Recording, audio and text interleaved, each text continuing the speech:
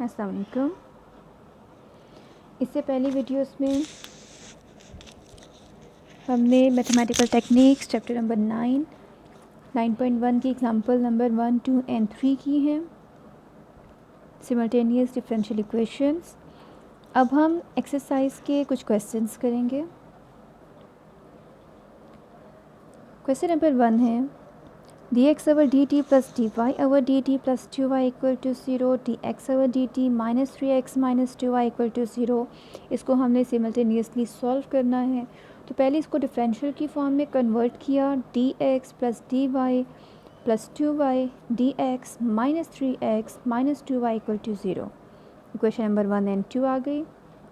इसको थोड़ा और सिंप्लीफाई करें तो dx plus D plus 2y equal to 0 लिख सकते हैं। इसको हम d minus 3x minus 2y equal to 0 लिख सकते हैं। इसमें x कॉमन लिया, इसमें y। अब करना क्या है, आपने इक्वेशन नंबर 2 या 3 में से 3 एंड 4 में से आपने x या y को एलिमिनेट करना है। तो ना इट्स अप टू यू कि आपने क्या एलिमिनेट करना है। पहले x को करना हो तो उसके कोफिशिएंट को सेम करें, y को करना है तो उसके कोफिशिएंट्स को सेम करें। इसमें हमने y को एलिमिनेट किया। किस तरह से? हमें इस केस में y के कोफिशिएंट सेम करने हैं। यहाँ d प्लस 2 है और यहाँ पे 2। तो आपने क्या करना है, इस इक्वेशन को 2 से मल्टीप्लाई करें तो 2dx plus 2 times d plus 2y equal to 0। इस इक्वेशन को d प्लस 2 से मल्टीप्लाई किया तो d plus 2d minus 3x minus 2d plus 2y equal to 0 आ गया। अब ये प्लस के साथ है, ये माइनस के साथ है, अपोजिट साइन के साथ सेम टर्म्स हैं, तो अब इनको ऐड कर लें। ऐड करने से y एलिमिनेट हो गया और x की वैल्यू क्या आती है, x की टर्म्स को सिम ऐड किया तो क्या आता है 2dx plus d plus 2d minus 3x equal to 0। Multiply किया, d square minus d minus 6 आ गया।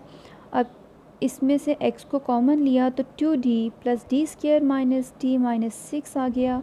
सिंप्लीफाई किया तो d square plus d minus 6 x equal to 0। अब ये किस फॉर्म में है, ये F T X equal to 0 की फॉर्म में है। इट मीन्स कि यहाँ पे कोई फंक्शन गिवन नहीं है, तो यहाँ पे पर्टिकुलर सोल्यूशन फाइंड आउट नहीं करेंगे, सिर्फ हम वाई सी फाइंड आउट करेंगे, कम्प्लीमेंट्री सोल्यूशन, और वही इसका जनरल सोल्यूशन होगा। So it's characteristic equation is M square plus M minus 6 equal to 0। इसको फैक्टराइज किया तो फैक्टर्स आते हैं -3 and 2। Roots are real and non repeated. तो x की वैल्यू है बेसिकली आपके पास एक्स सी है, लेकिन इसी को हम x क्यों कह रहे हैं, क्योंकि इसमें हमने वाई पी फाइंड आउट नहीं करना। तो इसका एक्स सी ही इसका x है, क्योंकि हम लिखते हैं ना कि x is equal to x c plus x p. तो एक्स पी तो फाइंड आउट ही नहीं किया, वो 0 हो गया। तो x is equal to x c ही इसका जनरल सोल्यूशन है, और वो क्या होगा c1 e power minus 3t plus c2 e power 2t या c1 e power 2t plus c2 e power minus 3t। इससे फ़र्क नहीं पड़ता। ओके, x की वैल्यू आपने फाइंड आउट कर ली। अब इस इक्वेशन को इस वैल्यू ऑफ x को आप इक्वेशन नंबर 3 में या इक्वेशन नंबर 4 में रिप्लेस कर दें। किसी भी एक इक्वेशन में पुट करें, आपके पास y की वैल्यू आएगी। इसमें इन्होंने 4 में पुट की है, तो d माइनस 3 इंटू एक्स की value minus 2y equal to 0। अब आपकी मर्ज़ी है, पहले इसको सिंप्लीफाई करें, बाद में 2y को वहाँ ले जाएं, या पहले 2y को इस साइड पे ले आएँ तो ये प्लस हो जाएगा, और उसके बाद आप इसको सिंप्लीफाई करें। तो सिंप्लीफिकेशन में क्या है, d अप्लाई किया, डिफरेंशियल अप्लाई किया इस कंप्लीट टर्म पे, फिर -3 अप्लाई किया इस कंप्लीट टर्म पे। तो ये हो गया differential of c1 e power 2t plus c2 e power minus 3t minus 3c1 e 2t minus 3c2 e power minus 3t। अब इसका डेरिवेटिव क्या है, c1 as a coefficient, e power 2t का derivative 2 e power 2t, c2 as a coefficient, e power minus 3t का derivative minus 3 e power minus 3t। Like terms को simplify किया 2y equal आ गया -c1e⁻2t minus 6c2e⁻3t। y को divide कर लिया तो आपके पास इक्वेशन नंबर 6 आ गई। तो इक्वेशन नंबर 5 और 6 आपका रिक्वायर्ड सोल्यूशन है। अब हम चेक करते हैं कि कोई एक्सट्रेनियस रूट तो नहीं आ रहा इस केस में। तो चेक करने का वही मेथड है कि जो आपका कोफिशिएंट मैट्रिक्स आता है उसका डिटर्मिनेंट फाइंड आउट करें और डिग्री देखें, आपके पास 2 है और आंसर में आने वाले कोफिशिएंट्स भी आपके पास 2 हैं, which is C1 and C2। तो कोफिशिएंट भी सेम है, आपके पास डिग्री भी सेम है। सो इट मीन्स कि आपका कोई भी एक्सट्रेनियस रूट इसमें नहीं आ रहा। तो आपके क्वेश्चन नंबर 1 जो है वो यहाँ पे कंप्लीट हो गया है।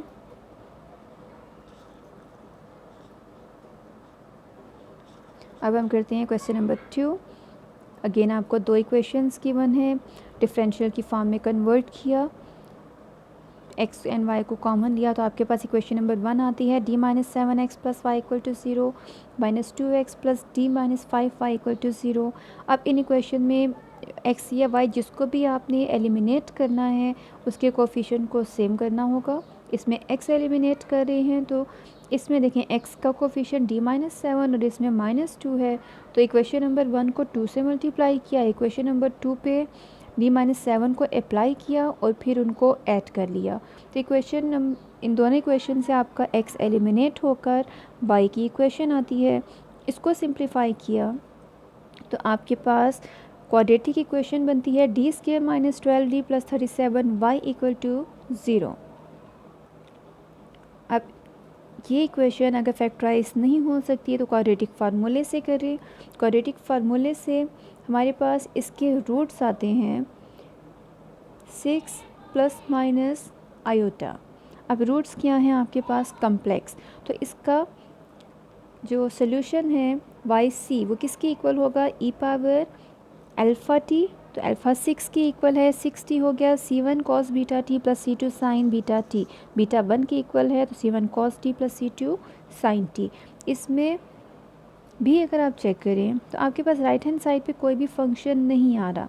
इट मीन्स कि आपके पास yp इसमें फ़ाइंड आउट नहीं करना, सिर्फ आपने yc फाइंड आउट करना है या xc फाइंड आउट करना है और वही इसका जनरल सोल्यूशन होगा।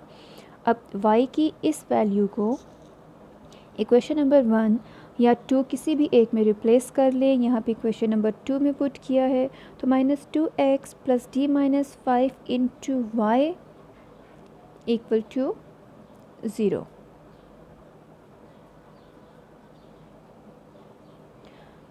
-2x प्लस डिफरेंशियल अप्लाई किया इस कंप्लीट के ऊपर, फिर -5 अप्लाई किया इस कंप्लीट के ऊपर, -2x प्लस अब इनको 1 बाय 1 डिफरेंशिएट करना है। तो यहाँ पे देखिए c1 एज अ कोफिशिएंट, यहाँ पे बेसिकली आपको 2 फंक्शंस गिवन है तो प्रोडक्ट रूल अप्लाई होगा। First function into derivative of second plus second into derivative of first, फिर प्लस c2 है। यहाँ भी आपको प्रोडक्ट रूल गिवन है तो again first function derivative of second plus second into derivative of first, फिर minus ये जितनी टर्म है ये एज इट इज़ यहाँ पे कंटिन्यू रहेगी। अब ये -2x जब आप राइट हैंड साइड पे लेके आएँ तो वो +2x हो जाएगा। c1 को ब्रैकेट में मल्टीप्लाई किया, c2 को ब्रैकेट में मल्टीप्लाई किया, फिर इसके बाद जो लाइक टर्म्स हैं उन्हें अरेंज किया, उन्हें सिंप्लीफाई किया तो आपके पास आता है -c1e⁻6t sin t + c1e⁻6t cos t + c2e⁻6t cos t + c2e⁻6t sin t। x find out करना है, 2 को यहाँ लाकर डिवाइड कर दें। इसमें अगर हम cos t को कॉमन लेते हैं तो c1 + c2 ब्रैकेट में आएगा, sin t को कॉमन लेते हैं तो c2 - c1 ब्रैकेट में आएगा और e⁻6t को भी ब्रैकेट से बाहर कॉमन ले लें तो ये आपका रिक्वायर्ड सोल्यूशन है। x की value from equation number 4, y की वैल्यू फ्रॉम इक्वेशन नंबर 3 जो है ये आपका रिक्वायर्ड सोल्यूशन है। अब चेक करें तो इनके सोल्यूशन में 2 अननोन कॉन्स्टेंट्स हैं। इसके कोफिशिएंट मैट्रिक्स का डिटर्मिनेंट अगर हम देखें तो उसमें भी डिग्री हमारे पास 2 आ रही है, जो अननोन कॉन्स्टेंट्स हैं वो भी 2 हैं। सो इट मीन्स कि यहाँ पे हमारा सोल्यूशन कंप्लीट हो गया है क्वेश्चन नंबर 2 का। इसमें कोई भी एक्सट्रेनियस रूट जो है वो नहीं है। इसी तरह से इसके बाकी क्वेश्चंस भी हैं जो बहुत ज़्यादा इजी हैं। क्वेश्चन नंबर 3 भी बहुत ज़्यादा इजी है। अगर आप क्वेश्चन नंबर 3 में देखें, थोड़ा सा मैं इसको डायरेक्ट करूँ, जब आपने एलिमिनेट किया है y की वैल्यू को, तो इसमें देखें आपका एग्जांपल नंबर 3 डिफरेंशियल कैंसिल होके डायरेक्ट x आ रहा है।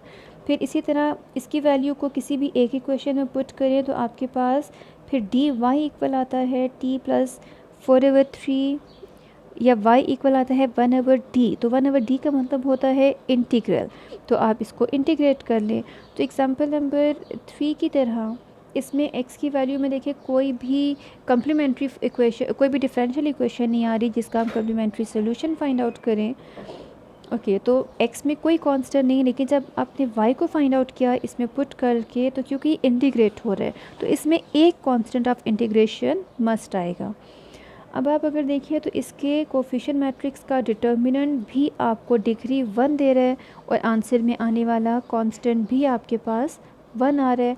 तो इसी तरह जिस तरह आपने एग्जांपल्स की क्वेश्चन नंबर 1 एंड 2 किया, उसी तरह से बाकी के सारे क्वेश्चंस भी आप करें। बहुत इजी है, एक्सरसाइज बहुत इंटरेस्टिंग है, क्योंकि अलजेब्रा के क्वेश्चन में x+y या इस तरह की इक्वेशंस को आप एलिमिनेशन मेथड पे कर चुके हैं। वही सारे मेथड अब आपके डिफरेंशियल के लिए भी गिवन है। अगर आप इसी में क्वेश्चन नंबर 4 को भी देख लें तो डिफरेंशियल इक्वेशंस गिवन है, लेकिन इनिशियल वैल्यू प्रॉब्लम है। आपको x की वैल्यू 2 और y की वैल्यू 0 गिवन है when t equal to 0। By the same method y को एलिमिनेट किया। अब इसमें y को एलिमिनेट करने से क्या हो गया, राइट हैंड साइड पे cos t and cos t वो भी कैंसिल होकर 0 हो गए। इक्वेशन आ गई आपके पास d2x - x इक्वल टू 0। अब ये 0 रिप्रेजेंट करता है कि वाई पी आपने फाइंड आउट नहीं करना, सिर्फ वाई सी फाइंड आउट करना है या एक्स सी को फाइंड आउट करना है। तो कैरेक्टरिस्टिक इक्वेशन से आपने कम्प्लीमेंट्री फंक्शन फाइंड आउट किया एक्स सी, और वही इसका जनरल सोल्यूशन है x is equal to c1et plus c2e⁻t। इस x की वैल्यू को किसी भी एक इक्वेशन में रिप्लेस किया, तो किसी भी एक इक्वेशन में रिप्लेस करने से आपके पास y की वैल्यू आ गई dx plus Y equal to sine T. इसको डिफ्रेंशिएट किया, e पावर t का derivative t power minus T का डेरिवेटिव पावर माइनस टी है। अब आपको y की वैल्यू चाहिए तो इस कंप्लीट t फंक्शन को राइट हैंड साइड पे लाके माइनस कर दें, तो x भी फाइंड आउट कर लिया इक्वेशन 4 में, y भी फाइंड आउट कर लिया इक्वेशन 5 में। अब क्योंकि इनिशियल वैल्यू गिवन है तो x की वैल्यू 2 और t की वैल्यू 0 इक्वेशन 4 में रिप्लेस करें, तो आपके पास इक्वेशन नंबर 6 आती है c1 plus c2 equal to 2। फिर y की वैल्यू जो आपके पास है 0 और t की वैल्यू 0 इक्वेशन नंबर 5 में पुट किया, तो आपके पास इक्वेशन 7 आती है -c1 plus c2 equal to 0। इन दोनों को सॉल्व करें तो आपके पास c2 आता है 1 एंड c1 भी आता है 1। Putting this values of c1 and c2 in equation number 4 and 5, तो x आता है et plus e minus T, क्योंकि दोनों 1 हो गए। y आता है sin t minus e t plus e t, क्योंकि ये भी 1 हो गए। अब इस minus e t n plus e power minus t, तो आपकी ये जो एक्स एंड वाई की वैल्यूज़ यहाँ पे आ रही हैं, ये क्या हैं, इनके पर्टिकुलर सॉल्यूशंस। अब यहाँ चेक करें तो अगेन आपके पास 2 कांस्टेंट्स हैं, और अगर हम इसके कोफिशिएंट्स का डिटर्मिनेंट देखें तो वो भी हमें डिग्री 2 देता है। सो इट मीन्स कि ये जो हमारे पास एक्स एंड वाई की इक्वेशंस आई थी, जनरल इक्वेशंस आई थी, इसमें कोई भी एक्सट्रेनियस रूट गिवन नहीं है। तो ये इसका क्वेश्चन नंबर 4 का सलूशन था। आई थिंक बहुत ज़्यादा इजी है, कोई इसमें इतना ख़ास इशू नहीं होगा। इसी तरह इसके बाकी एक्सरसाइज के क्वेश्चंस भी हैं, ट्राई करें। Thank you so much.